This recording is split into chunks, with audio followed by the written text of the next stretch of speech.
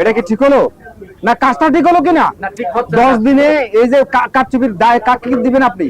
এটা আপনি করছেন এখানে বসে, আমি কাউকে চিনি না। না না, আপনি অন্য কাউকে দেখা দিলে এটা হবে না। না, এটা হবে না, এটা হবে না, ঠিক না। আপনি কারচুপি করছেন। 28 টাকার পণ্য আজকে আপনি রমজানের কারণে শুধু রমজানে আরো কমাই না দিবেন আপনি।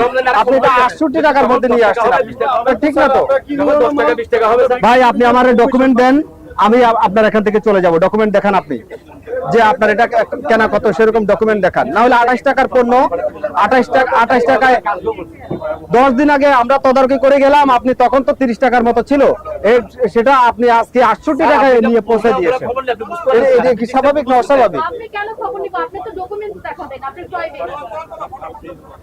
আপনি এবং ওখানে যারা আছে তারা যোগসাজশ করছেন আপনি।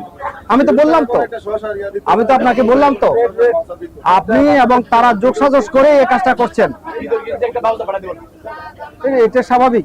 আপনি বলেন, এদিকে তাকান, এটা কি স্বাভাবিক না অস্বাভাবিক? না স্যার, এটা ঠিক আছে, আপনি যেটা বলতেছেন এটা ঠিক আছে। কি ঠিক আছে?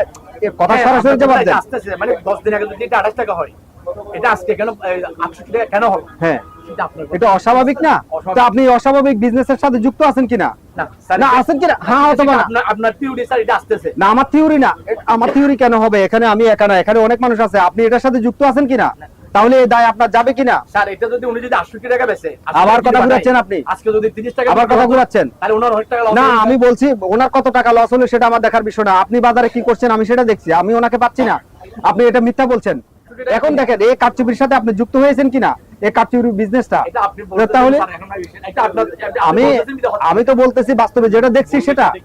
আজকের পরে আপনি বেচাকেনা বন্ধ রাখবেন, আপনার বেচাকেনা বন্ধ রাখবেন, সাময়িকভাবে নিজের স্বেচ্ছায় বন্ধ রাখবেন। আর আপনাকে 40,000 টাকা অর্থদণ্ড করলাম।